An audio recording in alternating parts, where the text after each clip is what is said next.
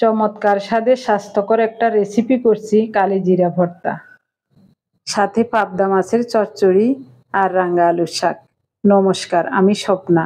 দেশ এবং দেশের বাইরে যে যেখান থেকে ভিডিওটি দেখছেন, আপনাদের সবাইকে অনেক অনেক শুভেচ্ছা। স্বপ্নাস ব্লগে সবার আমন্ত্রণ। প্রতিদিনের মতো আমাদের ঘরোয়া রান্নাবান্না, খাওয়া দাওয়া এইসব নিয়ে নতুন একটি পর্ব সাজানোর প্রয়াস করছি।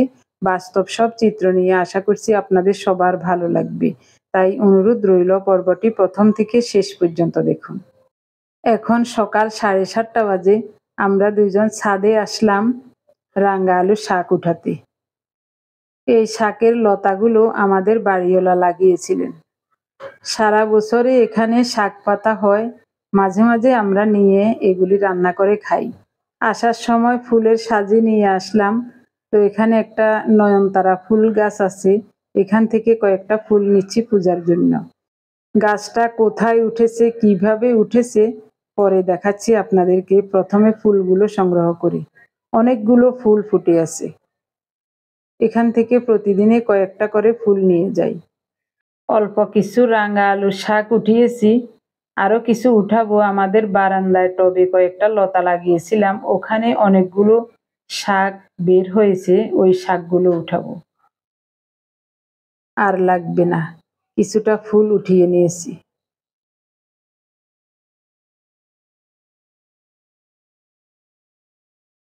কি সুন্দর ফুল হয়ে আছে, গাছটা দেখতে ভয় লাগছে।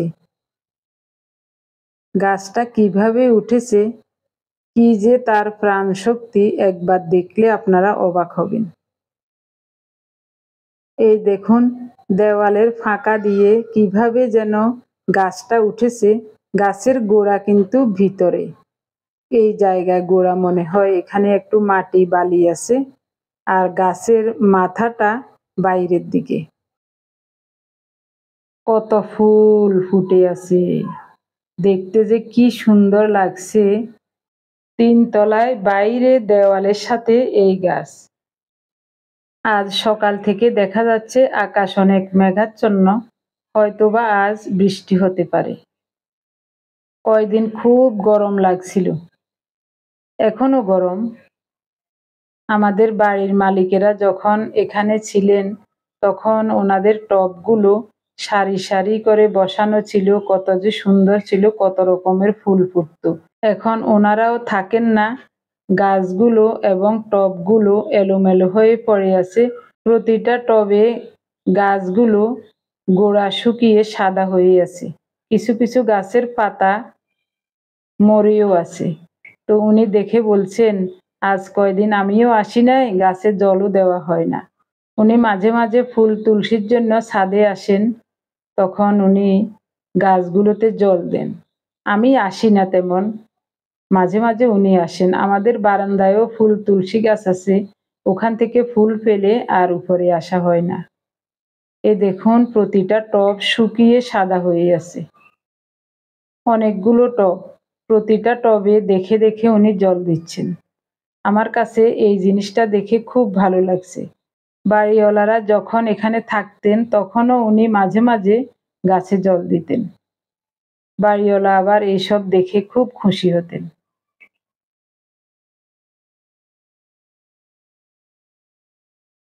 বিভিন্ন ধরনের পাতাবাহার, ফুল গাছ, বিভিন্ন ধরনের গাছ আছে। মাঝে মাঝে বৃষ্টি হচ্ছে, উপরে আরেকটা ছাদ থাকাতে গাছে আর জল পড়ে না। বাসায় চলে আসলাম। প্রথমে ডাল ভাত বসিয়ে দিই।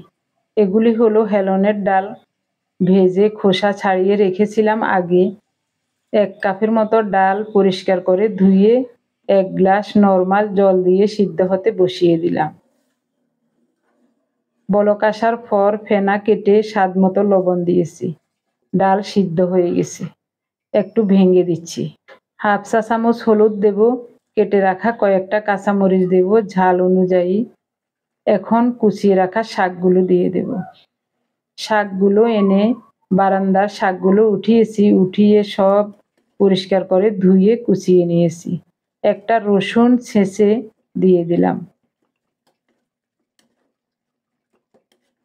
শাকগুলো একেবারেই কচি, মুহূর্তের মধ্যে একেবারে গলে নরম হয়ে যাচ্ছে। ভাত হয়ে গেছে। এদিকে পাবদা মাছগুলো লবণ, হলুদ, একটু গুঁড়ো মরিচ আর সামান্য সরিষার তেল মাখিয়ে লাল লাল করে ভেজে নিচ্ছি। রান্না করব বরবটি দিয়ে।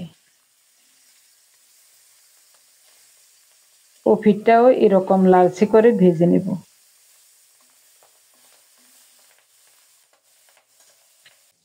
সরিষার তেল গরম হলে ৫-৬টা চেপা শুটকি পরিষ্কার করে ধুয়ে তেলে ছেড়ে দিলাম।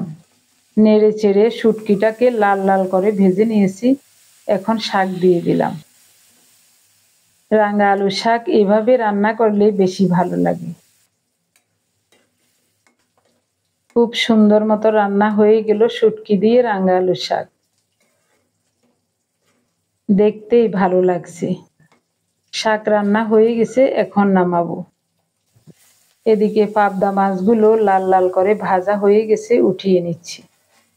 এই অল্প তেলেই কালো জিরা ফোড়নে দিলাম। একটু নেড়ে ছেড়ে মাখানো বরবটি দিয়ে দিলাম।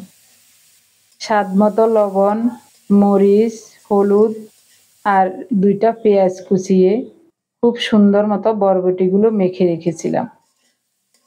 অল্প কিছুক্ষণ ঢাকা দিয়ে রান্না করেছি। নেড়ে চেড়ে খুব সুন্দর মতো কষিয়ে নিলাম। এখন দেব ফোটানো গরম জল। মাখানোর সময় কয়েক পিস ফালি করা কাঁচামরিচ দিয়েছিলাম। অল্প করে জল দিয়েছি। ঝোলটা ফুটে উঠলে এখন ভেজে রাখা পাবদা মাছ দিয়ে দিলাম।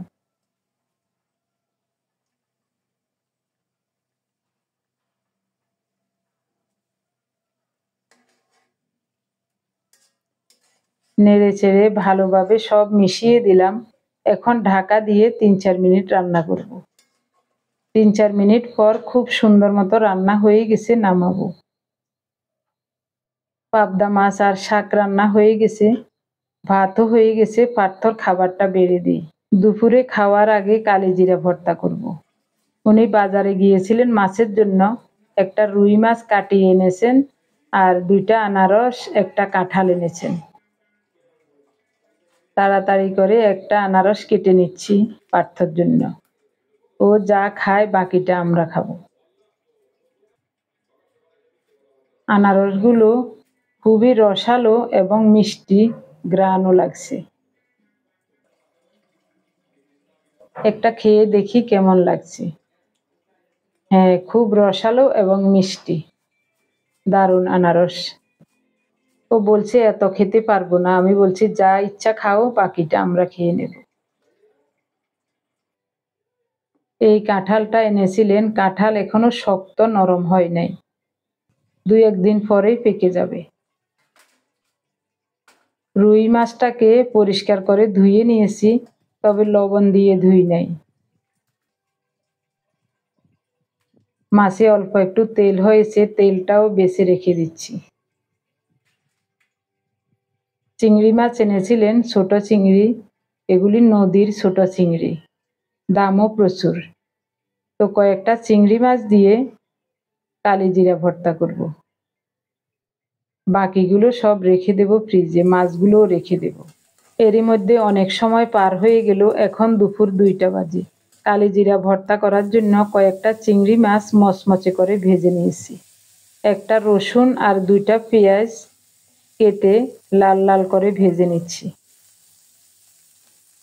ওখানেই কাঁচামরিচগুলো দিয়ে দিলাম। কিছুক্ষণ কাঁচামরিচগুলো ভেজে নিয়ে এখন বরবটি দিলাম। তার উপরে স্বাদ মতো লবণ দিয়েছি। ঢাকা দিয়ে অল্প তাপে বরবটি আর কাঁচামরিচ খুব সুন্দর মতো ভেজে নেব।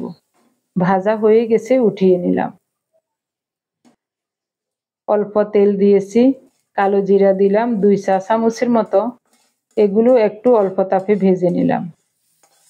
ভর্তার সব উপকরণ ভাজা হয়ে গেছে, এখন পিষে নেব। ভর্তার উপকরণগুলো দেখে নিশ্চয় অনুমান করতে পারছেন ভর্তাটা কত লোভনীয় হবে। এরকম ভর্তার সাথে গরম ভাত হলে আর কিছুই লাগে না, শুধু ভর্তা দিয়ে ভাত খাওয়া হয়ে যায়। তার জন্য ভাতের পাতিলটা চুলার উপর বসিয়ে দিয়েছিলাম অল্প একটু জল দিয়ে। ভাতগুলো একেবারে গরম ভাতের মতো হয়ে গেছে। একদিকে ভাত বসিয়েছি, আরেকদিকে ভর্তার উপকরণগুলো ভেজে নিয়েছি। ভর্তাটা পিষে নিয়েই ভাত নিয়ে বসে যাব। 2 বাটায় হয়ে যাবে। কয়েকদিন আগে পাটা খন্ডি করিয়ে নিয়েছিলাম, তার জন্যই পাটা এত ধার হয়েছে। যে কোনো মশলাপাতি 2 বার বাটা দিলেই একেবারে ফিনিশ হয়ে যায়। এই ভর্তাটাও 2 বাটায় একেবারে ফিনিশ হয়ে গেছে। উঠিয়ে নিলাম। সব কিছু রেডি করে নিতে একটু সময় লেগেছে। এখন দিনের 2:45 বাজে। সকাল 10:30টার দিকে আনারস খেয়েছিলাম। আজ হলুদ চাও বানাই নাই, আর কিছুই খাই নাই। ভাতের থেকে কিভাবে ধোঁয়া উঠছে দেখুন, মনে হচ্ছে এখনই রান্না করে আনলাম। যা রান্না করেছি শুধু পার্থর জন্য একটু রেখে বাকি সবটুকু খেয়ে নেব। আমরা বেশি তরকারিও খেতে পারি, আবার অল্প তরকারি দিয়েও ভাত খেতে পারি। যখন তরকারি বেশি রান্না হয় তখন বেশি বেশি করে তরকারি খাই, ভাত কম খাই। আমার প্রিয় ভাই বোন বন্ধু স্বজন, আপনি যদি আমাদের চ্যানেলে নতুন হয়ে থাকেন, সম্পূর্ণ পর্বটি দেখার পর যদি একটু ভালো লাগে, আমার অনুরোধ রইল চ্যানেলটি সাবস্ক্রাইব করে আপনার মূল্যবান মন্তব্যটি লিখে জানাবেন। ফেসবুক থেকে ভিডিওটি দেখে থাকলে পেজটি ফলো লাইক করে আপনার মূল্যবান মন্তব্যটি লিখে জানাবেন।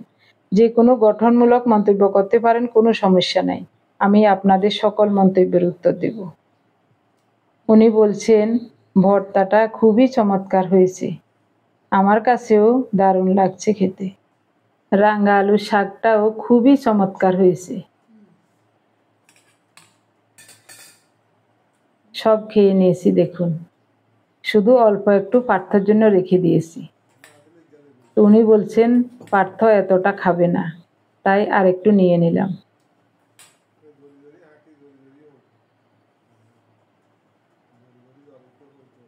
ওইভাবেই সবসময় রান্না করি, ভাতও ওইভাবেই রান্না করি।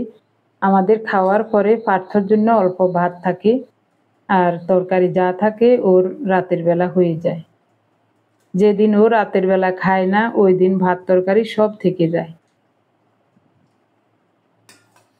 উনি মাছের তরকারি মুখে দিয়ে বলছেন এটাও খুবই চমৎকার হয়েছে। বলছেন আরও একটু ভাত দিতে। ওনাকে একটু ভাত দিলাম অল্প করে, আমিও একটু নিলাম। আসলে নিজে রান্না করে নিজেই বলছি পাবদা মাছের তরকারিটা খুবই চমৎকার হয়েছে। আমার প্রিয় ভাই বোন বন্ধু স্বজন, আপনারা যারা প্রতিনিয়ত ভালোবেসে আমাদের ভিডিওগুলি দেখে যাচ্ছেন এবং ভিডিও দেখে সুন্দর ও গঠনমূলক কমেন্টস করে যাচ্ছেন, আমি আপনাদের সবাইকে জানাই অজস্র অজস্র ধন্যবাদ, অভিনন্দন এবং কৃতজ্ঞতা। সবাই ভালো থাকুন, সুস্থ থাকুন। দেখা হবে আগামী পর্বে।